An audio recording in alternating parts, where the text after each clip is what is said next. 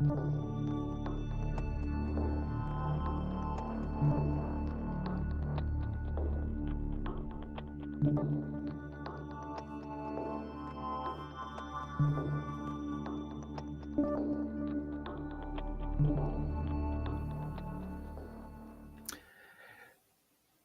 everyone. It's Americo and Costa. Thank you for joining. We are going to get the show on the road. My friend Jay is running a little late. Hope everything is okay. But do realize we do have some people who have joined us, and we're waiting anxiously in the wings, hoping that we'd come on live sooner than later. So, for those of you who are joining us, thank you so very much for your loyalty and showing up a few minutes early. I know that I enjoy each and every one of these live streams. For those of you who have followed me, yeah, you know that I'm out there live streaming about twice a week. I have four different genres that I cover. Today is the storytelling journey, and we're going to dive in and continue actually our conversation from last week, which is focused on storytelling in the workplace. Now, last week we covered key ways for storytelling in the workplace, and it was a great discussion that our friend Jay and I had, and we promised that this episode we were going to continue the conversation and go into more details that were more role specific. So storytelling at a role specific level in the workplace and just in life in general. So I know that in all my years, I've had conversations with whether it was direct reports or people that I reported to.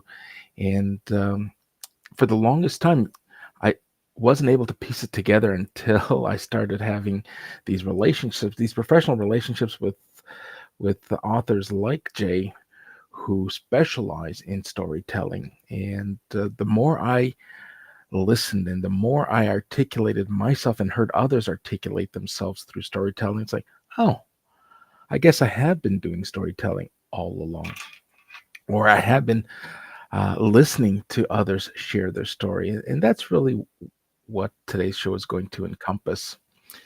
Now, give me a second here. We're going to bring Jay on stage. Hello, Jay. Hello. How are you? We can't see you, but we're happy that you made it. We were worried, or at least I was worried that something may have happened, but the show must go on. And I don't. I So go ahead. yeah. No, I was just gonna say I've got this new computer, and it doesn't like to cooperate apparently with reshare. All right, so we'll give you some time to get your camera up and running, or if you think it's quicker, just pop your avatar, and we'll turn this into. Ah, there you are. Thank you. All Oh right, my goodness. it's all good. You know what? I was trying to hold things down until you got here. Think I did a great job. I'm going to turn on the chat and read some of the banter that probably was going on about how I was coping by myself. But I was just recapping where we left off last week. We started a great conversation around the key ways to use storytelling in the workplace, and it really stems. Today's episode really stems around professionals and role specific professionals who probably we've encountered. I know I've encountered. It's like, yeah, well, storytelling isn't really for me. I'm not a customer facing person. I'm not in leadership. But the more I dug into this, the more I realized, hey, storytelling has a place and has a purpose in more than just a sales role and more than just a leadership role. So we're going to dive into that, but just to kind of tie it all together, I just want to recap where we left off last week. Let's try to grow, stretch this out. So last week was really about the structure, narrative structure, and storytelling, and helping our audience understand the importance of our audience and the importance of bringing a story to life. Um, Now, without bringing up all the slides from last week, I just wanted to be able to kind of piece it together. Last week was really about the structure. This week is jumping into role specifics. And I got some examples. I'm sure you have some examples of your own that we can jump into. Now, before I do that, as promised, I said I was going to turn on the chat. Let's do that.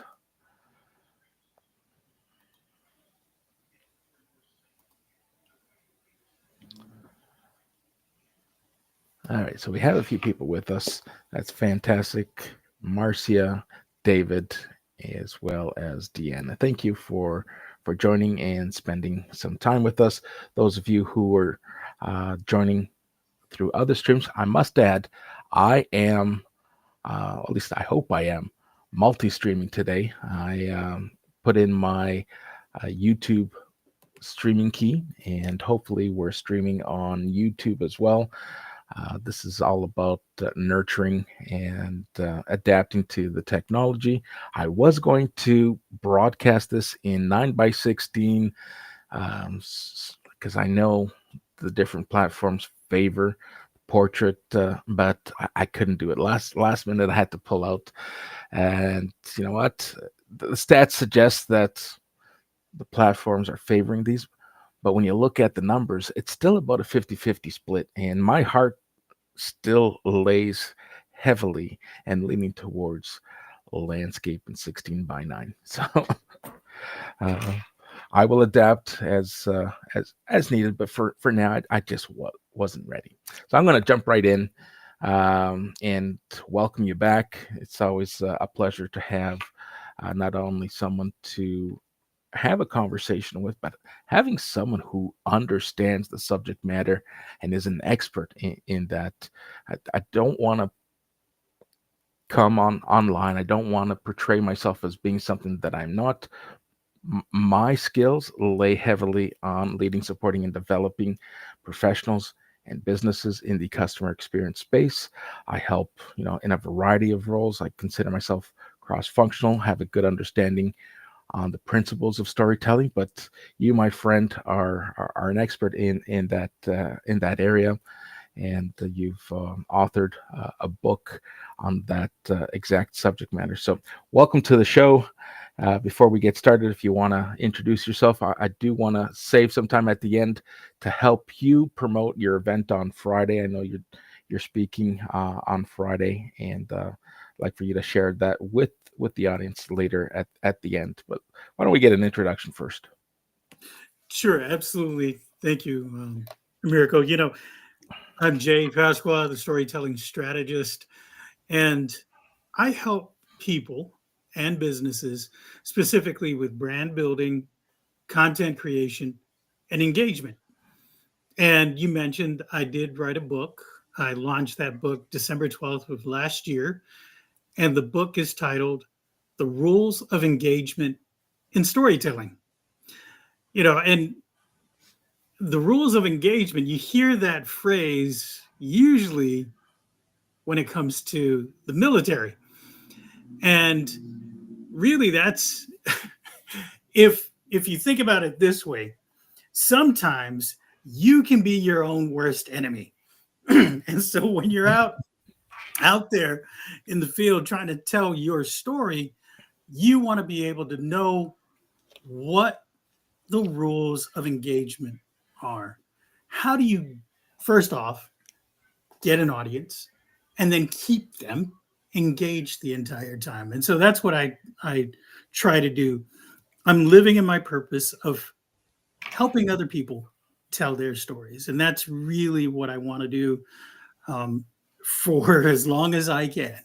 So that's me in a nutshell. And really, when you approached me to do this, I I said, well, it's just another step towards living in my purpose. So I appreciate it. Well, I appreciate having you here, my friend. Living in your purpose, that resonates with me. I get quoted as saying it's not my saying. I'm sure we've heard it from many other professionals, but I too enjoy helping people be seen, be heard, and be remembered um, through what I do and the services that I provide. And, part of that is really helping others articulate their journey, articulating their story, but helping them uh, enrich themselves either professionally or from a business perspective, just help bring their persona to life and help them along their journey. So it's a lot of what we do. We may give it different names, different acronyms, but I think our two purposes align, which is probably why we get along so well. So that's uh, that's our opening monologue, folks. Let's jump into this. Hey, so last week like I said, we talked about the fundamentals, the narrative, but this week let's jump into role specifics. And many of us will probably resonate with this more than other roles, but I want to shed light on the other roles. But we'll start off with leaders and leadership, and the question around how can storytelling be used by leaders and managers, and depending on the management style, stories change. You get very conservative leaders that really stick to their storytelling and keep the narrative to perhaps a company's founding story, uh, and sticking to that to inspire employees and highlight company's missions, the company's values and challenges that are being overcome. And they do that through storytelling. And we often see that at town hall meetings. We see this at conferences or just in meetings in general, where our leaders are stepping before us and driving the narrative of the organization, right? I resonate, and many people will probably resonate closer to their leadership team when they humanize the story. One of my former employers, my CEO, um, just like most of us, we toe the company line, and we have our corporate stories, and we dig into the founding story. But the one thing that everyone knew, and I'll share his name. His name is Ryan Michelle. He was a former CEO of Allstate Canada. Everyone knew Ryan for his chinchilla.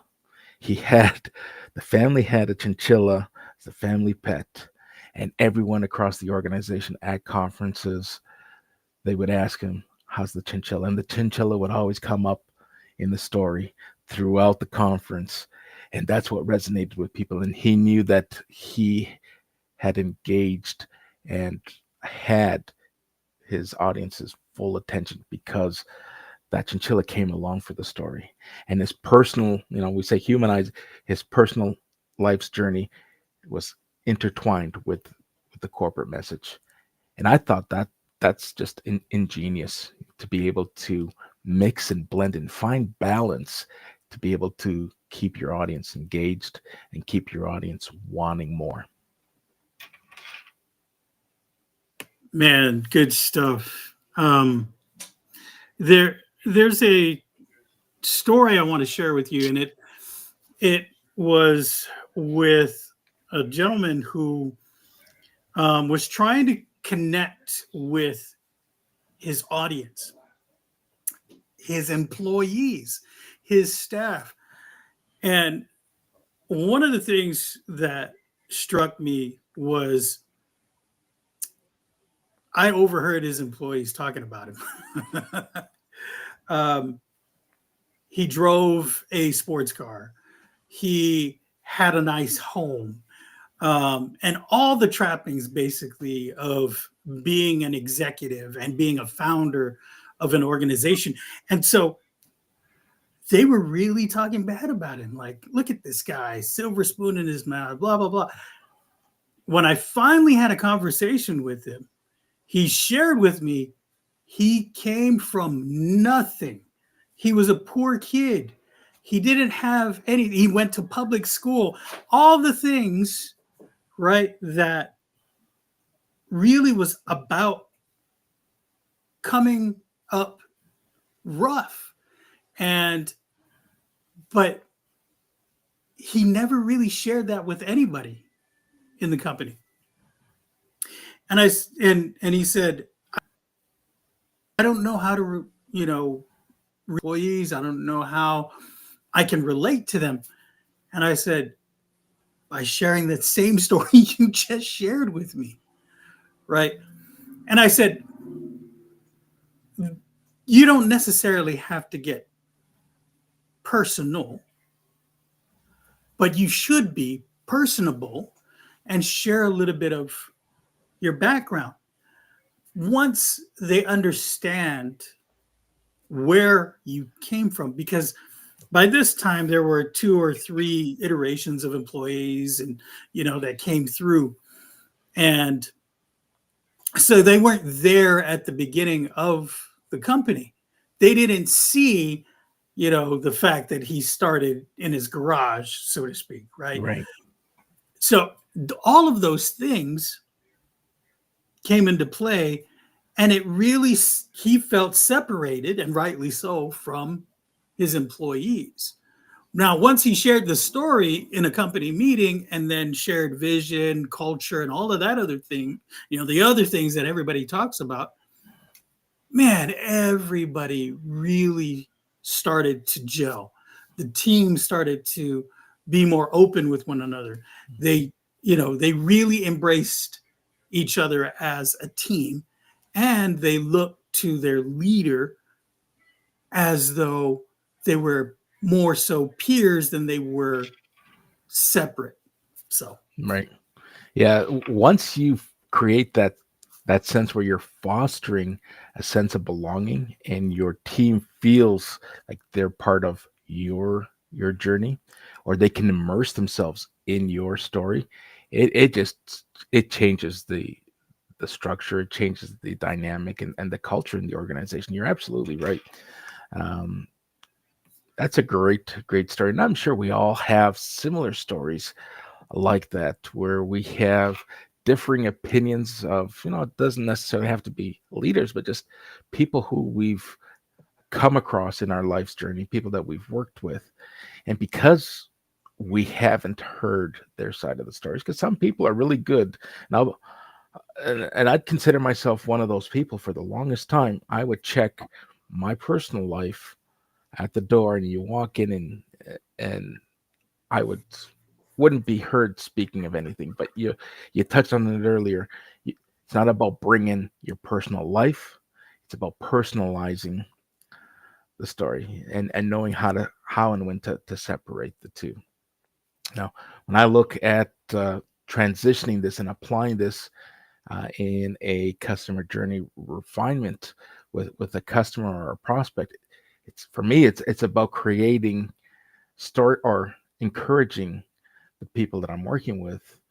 So whether it's in this case, we're talking about leaders, how storytelling can set the expectations for customers, for employees, and you nailed it. When people ask, well, how do I do it? It's like just start, just just whatever it is that about yourself, whatever it is that you're bottling and you're probably uh, having second thoughts about.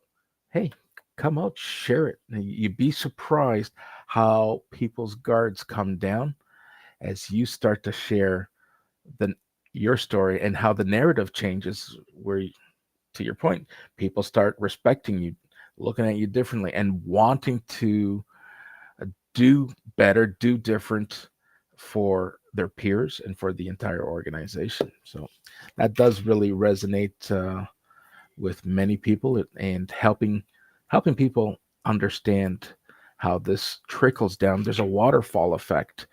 Uh, you know, I've always enjoyed working for flat, non-linear organizations or those types of structures, because I think those are the best structures. But when you do work in a hierarchy of some degree, that's where storytelling is really important and prominent to building the right culture. Because if you don't hear it coming from the top down, and it doesn't cascade to those who are really rolling up their sleeves and grinding it for the organization, then uh, you you start suffering. You start seeing dissatisfied employees, disengaged employees, employee churn starts to impact the organization, which in effect impacts your customers because they're waiting longer, or they start to realize, hey, why is it that every time I pick up the phone, the person I asked for is no longer with the organization? And something as simple as, you know what, understanding your leader's story, and when it resonates, everything unfolds and kind of falls into place. So that that is a wonderful thing to happen. So before I move on, is there anything you'd like to add to that? No, I mean, I think that what you're saying is true. I think that I'm really in 2025 on a mission to dispel the myths of storytelling. Like when I first started this journey, I started saying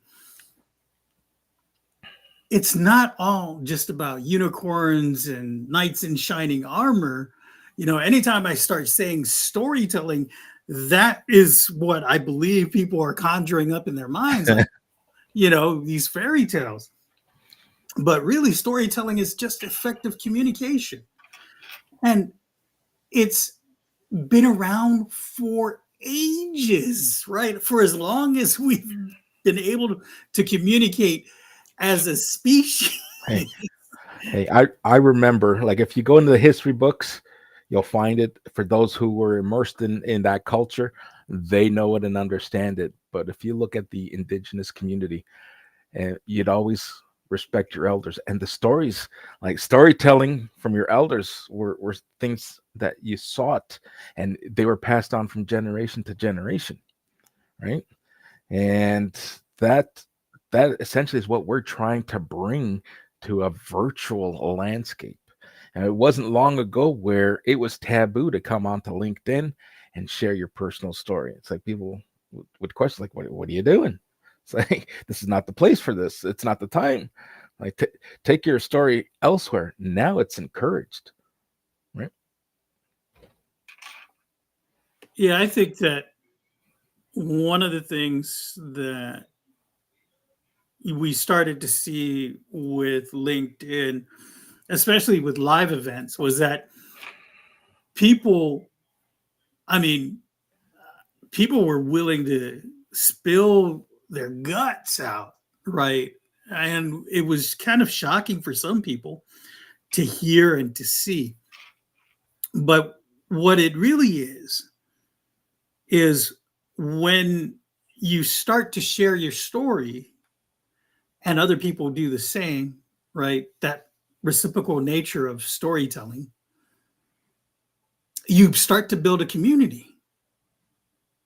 Because what we're finding out in storytelling, anytime that we're in these live events, is we're actually sharing things that we all relate to.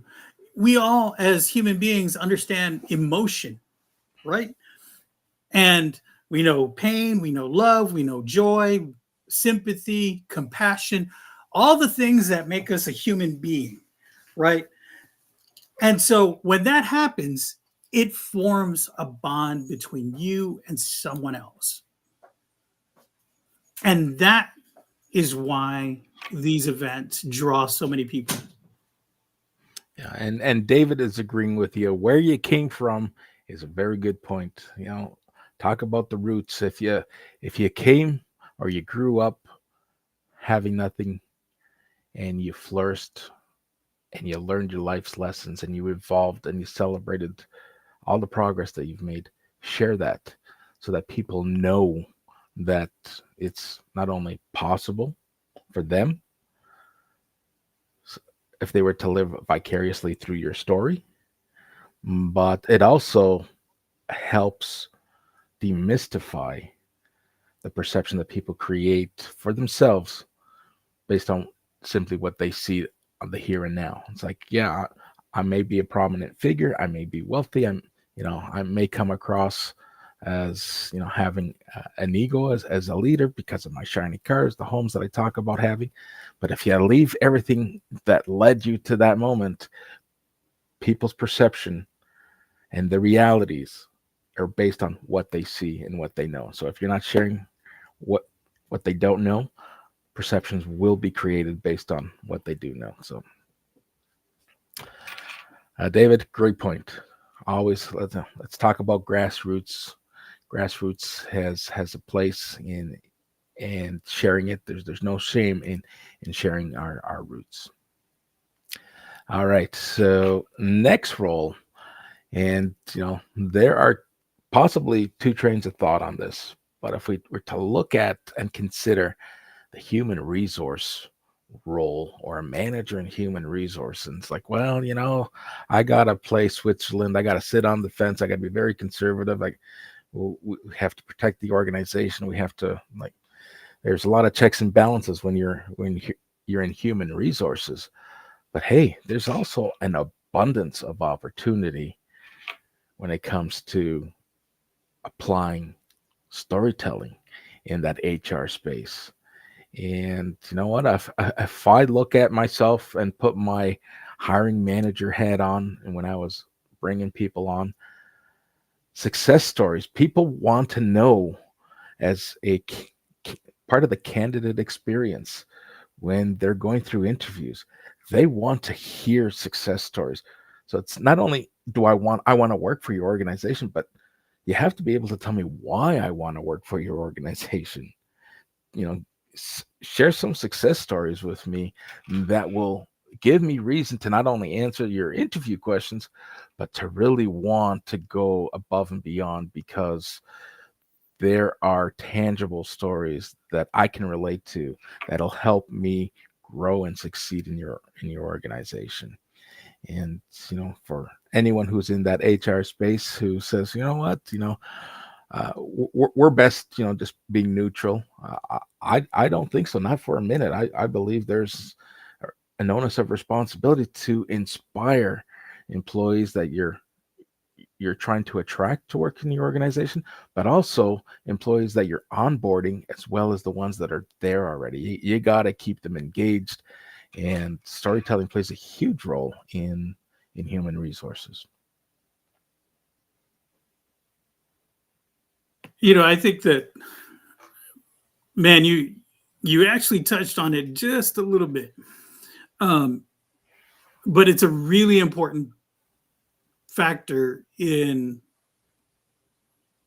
employee relations. So HR, there's been a movement, especially in large corporations, to instead of having an HR manager working internally, they're a third party partner.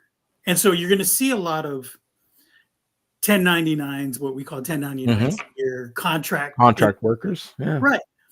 And they call them HR partners rather than HR managers.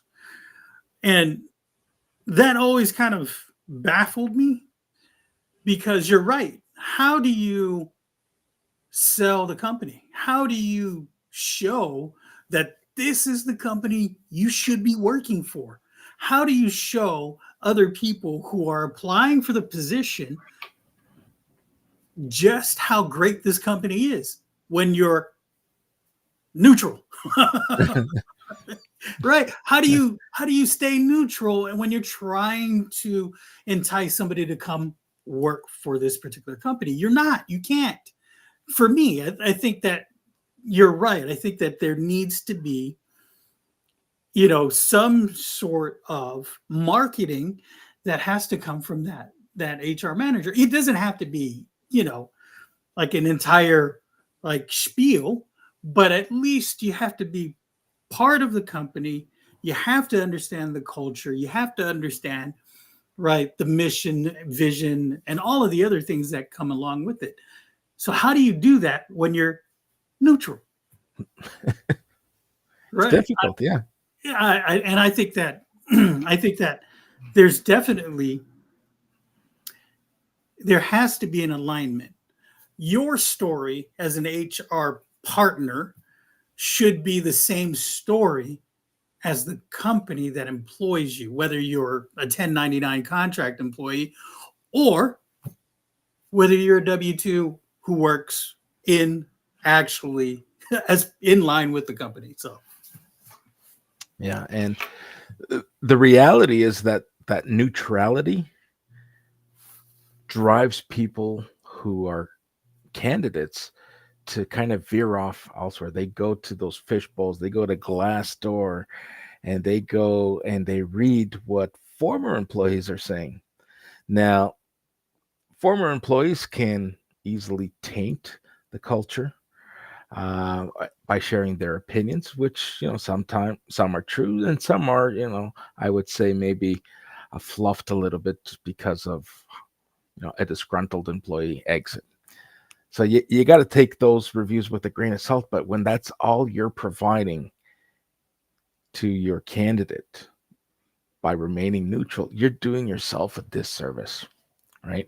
I tell customers and I tell businesses with their Google reviews, you got to take that bull by the horns.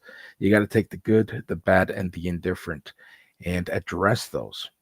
And it's no different here. It's like if you're remaining neutral, then once again, you're leaving people's perception to be the only truth. And it's so important and it's vital, especially when you're onboarding and you're bringing on employees. And David goes on to add, listen to your employees uh, and where they can thrive. Yes, so it's not just about the new employee; it's also about the existing employee, leading, supporting, and developing them, and sharing success stories and giving them those that hope and aspirations. Like, hey, we can do this. Here's uh, Jay's done it. Let's bring Jay into the conversation. Let's give Jay an opportunity to share his story and mentor someone in the organization or share his best practices. We hear about organizations who offer this cross training and really helping a very immersive work culture where success becomes contagious.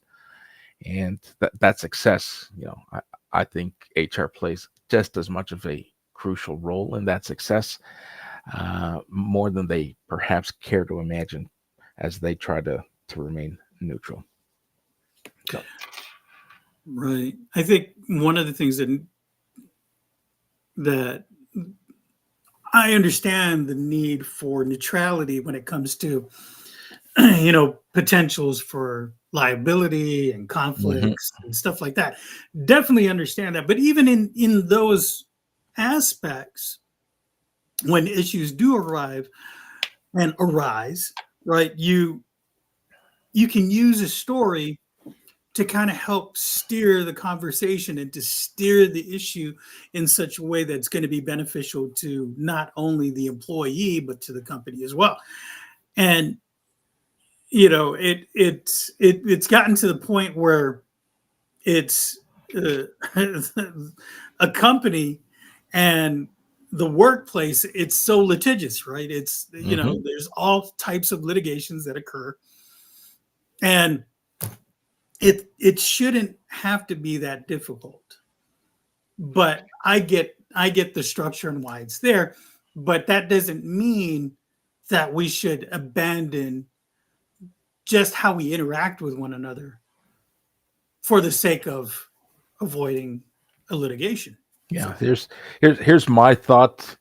You're absolutely right. A lot of it is done or maybe isn't done because of the legalities behind it. But here's what I think is important. I've always encouraged my HR partners and my colleagues in leadership teams that I've been part of, you know, and storytelling is a perfect way to articulate it.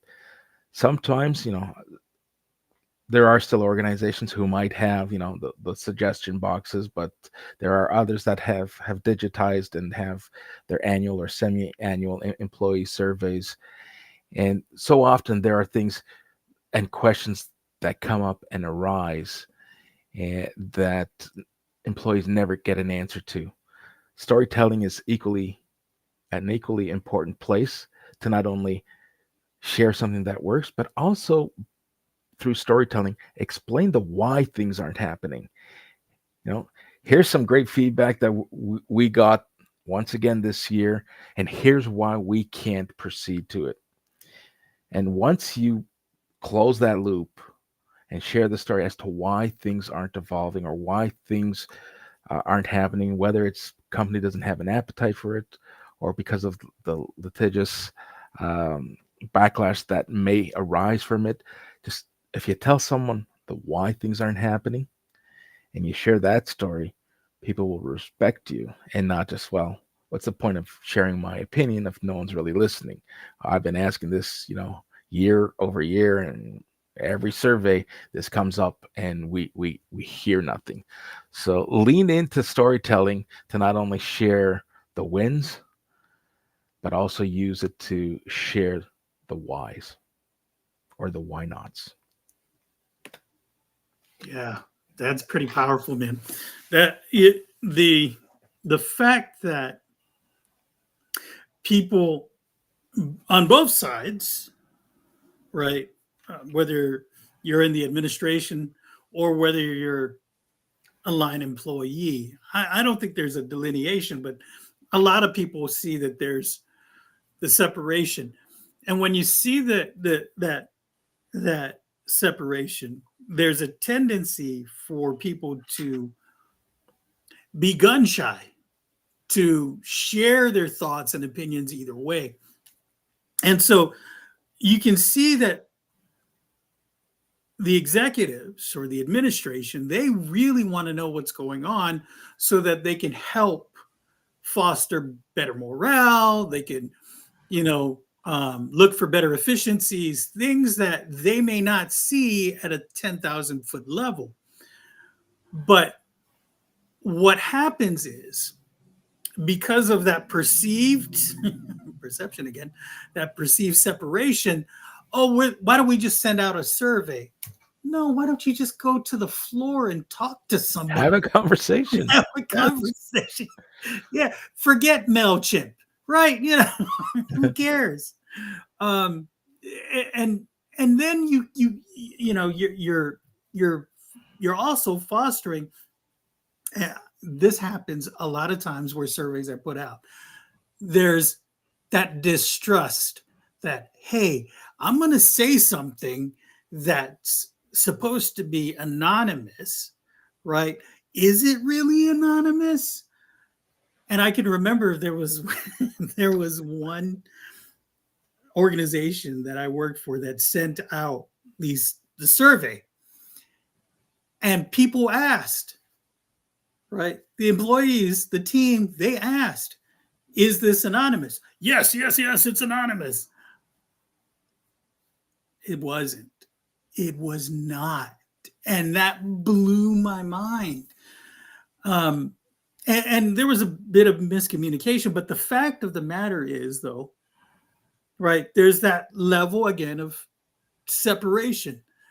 All you really need to do is just have a conversation. Why go through the process of having a survey when you're not even engaging, really truly engaging your employees? Yeah, absolutely. You'd be surprised, you know, and this has happened to me where I've asked someone, "Hey, do you have a couple of minutes for me?" And their first reaction is, "Did I do something wrong? Am I in trouble?" It's like, no, I just want to sit down and have a conversation. I just want to bounce something off you. I want to get your opinions. Like, wow, no one's really asked me this before.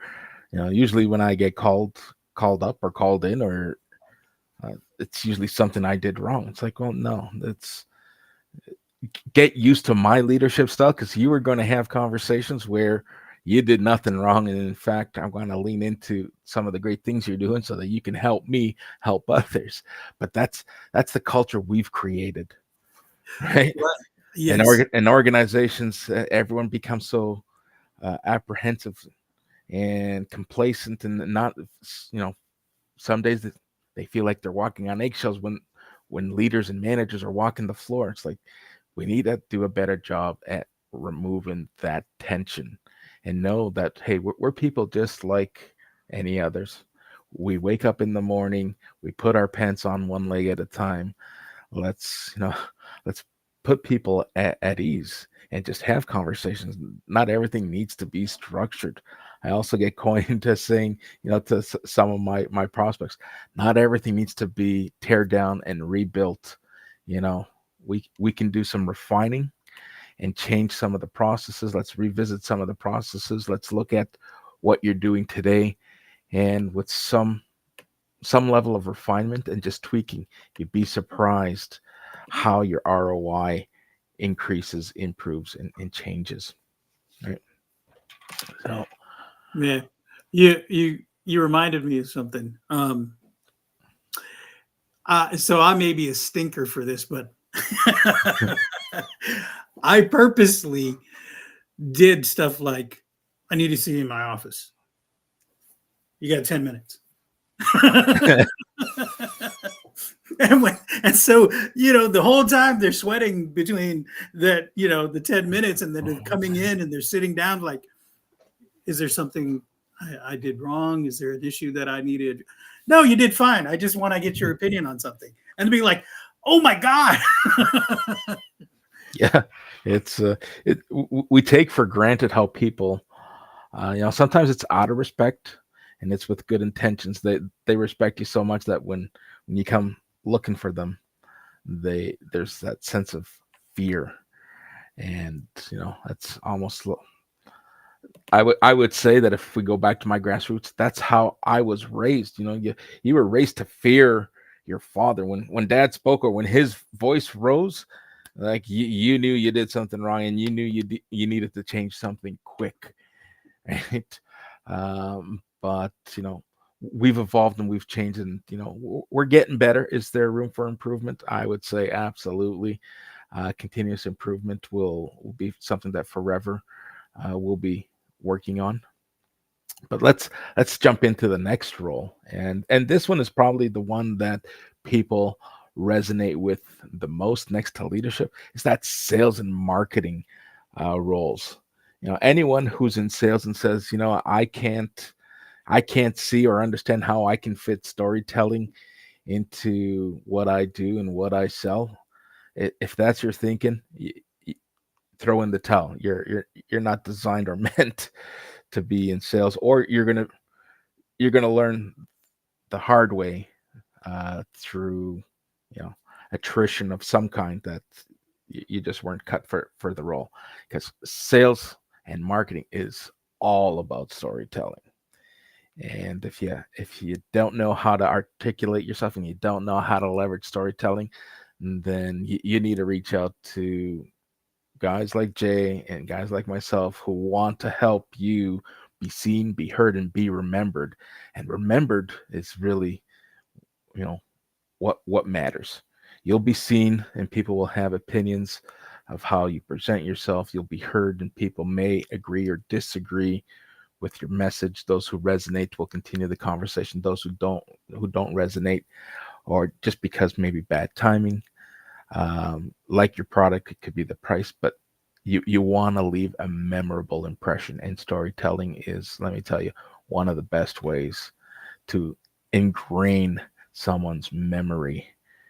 I used to lean into, like, every time I'd have a conversation around canceling an agreement with a customer, people would hear me and people would ask me, it's like, that escalation you took, how was it that you were just laughing away and having a good old time?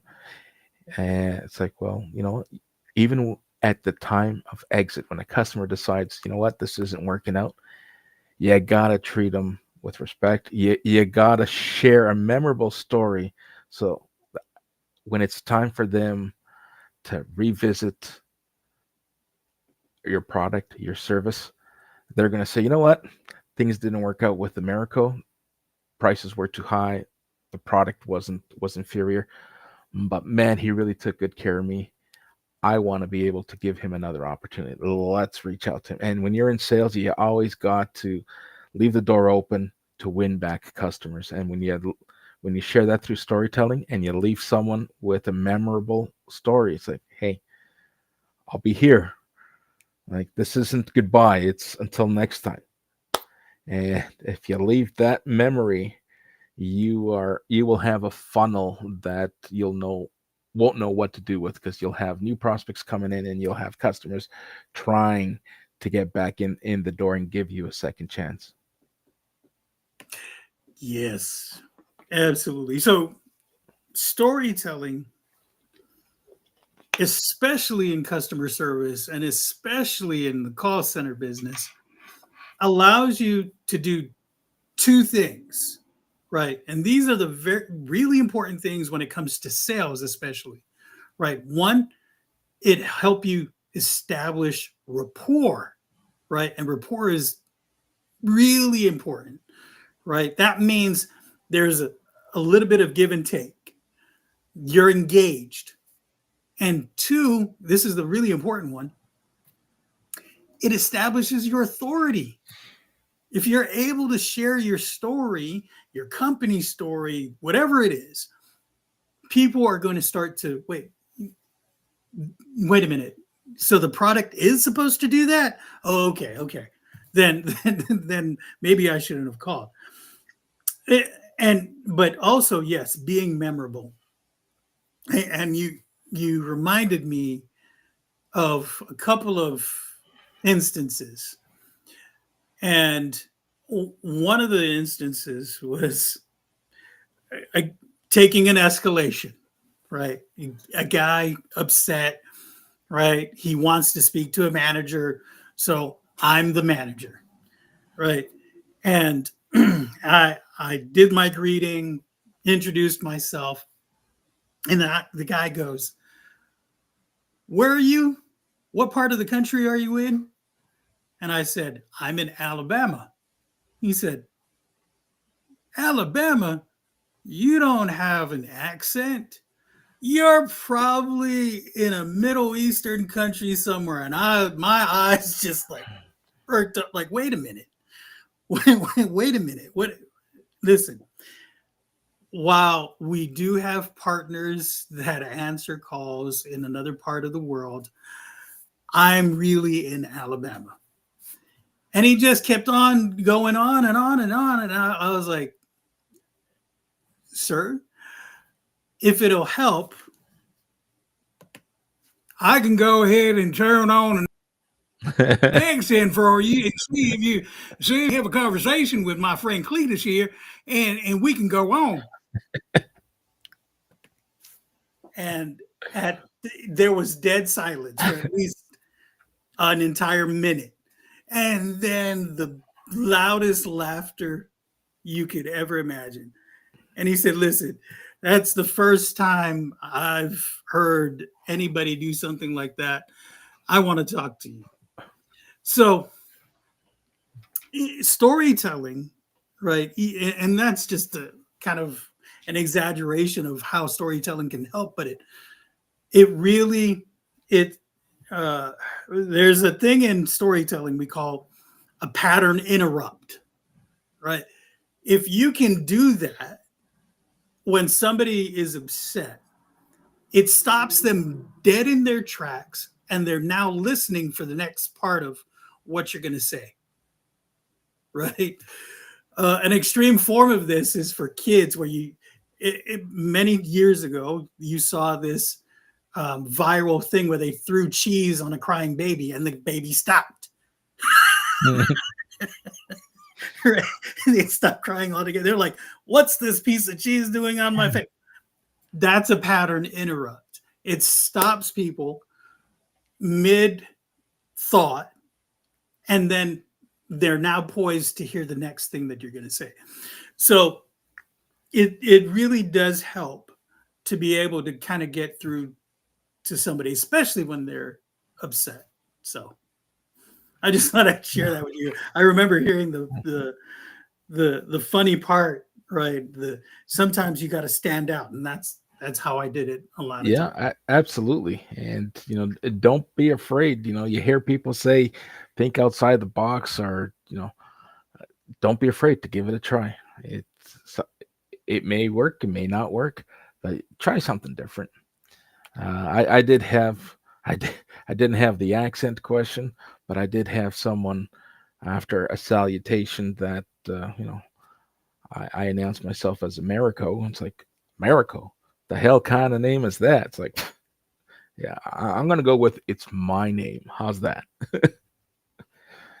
Yeah, but you got to be prepared. And, you take it with a grain of salt, and it's moments like that that get built into future stories. You're now sharing that with me. I have stories of my own that I recall. Customers, they're fixated on where you're calling from, and why you don't have an accent and why you do have an accent. Like, wow, it's uh, I, I find it hard to believe that that still exists today, in with all the globalization that we have, and partners around the world who are responding to brands. But you know what? In fact, here's a little part of the story I'm going to share. No one's really noticed, or maybe people have noticed and haven't said anything. So I I'm currently in Canada. I reside in Canada, and I support customers and businesses both in Canada and the US. I recently, on purpose and by design, and this is a BDR who had shared this with me. I spoke to someone earlier this week, and I asked, what state are you currently in? Says, well, they were a partner. It's like, I'm currently in Brazil. I'm like, oh, interesting, because your profile says United States. Like, well, yeah, it does. That's part of my territory, and it's the organization that I work with. That's where we do most of our market, and that's where I'm assigned to support. So I too, like, if you go to my profile, it says that Americo's in the United States, and I'm waiting for someone to ask me, what state are you in? And you know what? If you want to sponsor me and give me a W-2 position, I'd be more than happy to come down. But for now, I'm equally excited to support in a 1099 capacity. But it's uh, it's interesting. No one's mentioned it, no one's noticed it. I thought that some of my closer friends would have DM'd me by now, say, "Hey, you moved," but But uh, I think that you're right in this day and age of globalization and you know the breaking down of borders when it comes to this, mhm, right? There's a lot of people that really just automatically think you're in the country that they're in. And so when you get those interactions, you're like, wait, what? Yeah, where are we stepping back in time? Because there really is that thought now that you're going to be talking to somebody usually who's on the other side of the world, whether you're calling customer service or you're trying to build your business, scale it, or whatever, and you're looking for employees. A lot of times, virtual assistants are by virtue virtual because they're not in the country that you're in, mhm. right? So, it's, and this is where allows you to bridge that gap, right? Many times, especially on my show, Story Time with Jay and Friends, I would share a story, an anecdote that I thought would only be germane to me and where I'm from. No, apparently it's it's something that's worldwide.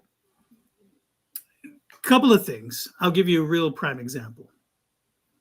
So I'm from an island, and at one point in time, I thought breadfruit was only a Pacific thing. And then I found out that people in the Caribbean, oh, they also have breadfruit there. Now, the difference is, I found out later, I'll share that difference. But when I was talking about it on a platform like this, people from the Caribbean go, wait a minute, there's breadfruit in the Pacific? So there was this like aha moment between two different, parts of the world coming together. And then through a little bit of research, I found out that the colonial powers decided they were going to take the breadfruit from the Pacific, transplant it to the Caribbean as a food source for slaves. It was cheap. It was easy to propagate. It was similar climate, similar soil. And there you go. The very first group of people that tried this didn't like it. It was difficult for the colonialists to get them to eat it. There's a whole thing behind it. But the thing about it is, I'm sharing this because when I shared my story, there was a connection. And now, as a result of even deeper research and other stories, that connection grew. And that's Pacific and Atlantic coming together in one story over breadfruit. Breadfruit. See? Amazing. Right. Yeah. And as we do each episode, we're reaching the top of the hour. I had a few other positions that I was going to jump into, but I just like the fact that we can dive into these conversations and run out of time. So I've decided I'm going to not only repurpose my content with these shows, but next week's newsletter, I have the entire list of positions and examples, and I'm going to dedicate next week's newsletter to this show and go over the different positions and tie in how storytelling can influence and impact the different positions across the workforce. So that is a plug for my newsletter. I would, as promised, we have a couple of minutes. I want to give you an opportunity to talk a little bit about your upcoming event this Friday. Who can we share this with, and give us a little bit a summary as to what subject matter is going to be covered and how to register. Yeah, absolutely. It's going to be on LinkedIn. So if you just go to my profile, just look for the fireside chat. And now what we're going to be talking about is legacy storytelling. This all started for me when I watched a program about celebrities looking back at their ancestry. And they were looking back at their ancestry not based on stories that they heard or that was passed down from generation to generation. They were looking at government files or all these census numbers back in the day. And that just put together this puzzle of who their ancestors were. And I said, wow, as a storyteller, why leave breadcrumbs? Why don't we share a whole loaf so they know who we are, so that our descendants don't have to go looking at government files to figure out, oh, wait a minute, you lived in Alabama, but you actually grew up on Guam? What? Right? People don't realize what the ramifications are for your descendants if we don't share these stories. And so that's where it started from. And then I partnered with Darren Evans. He's the founder of AfterCloud. And AfterCloud is this company. I got to share this. It's where you can share your story, your biography, your autobiography with your descendants. Now, you could do that text, video, photos, any of it in digital form. And you can go to this platform and it'll be there for everybody to see, right? At least the ones who you give access to anyway. But this is something that I think is important for us. It shouldn't just be us scouring the internet and social media to find the stories of grandma and grandpa. We should be able to go somewhere and look at it and say, oh, wow, that's grandma and grandpa. So that's what we're going to be talking about tomorrow. Now that's 11 a.m. Central, 12 p.m. Eastern. And I don't know what that is in the, in the rest of the world. Go to LinkedIn. It'll actually give you that information. Fantastic.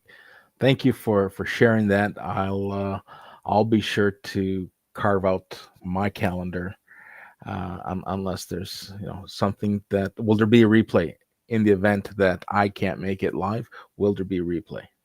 If it's a LinkedIn event, I trust there will be. Yes, so, it's definitely going to be a replay. Fantastic. So it's fascinating. I guess it's if we're going to compare, almost like an ancestry.com, but without having to send a DNA swab or any. And it's right. It's a digital footprint opposed to right as opposed to blood quantum. Fantastic. Yes. All right. It's top of the hour, and I want to respect everyone's time. I want to thank everyone who has stuck it out here on Team Live. Those who are joining us on Team Replay, you can now catch the replay not only on LinkedIn, but you'll also be able to catch this on YouTube. So for now, I'd like to say goodbye until next time. It's always a pleasure sharing stories with those who spend the hour with us. Goodbye, and until next time.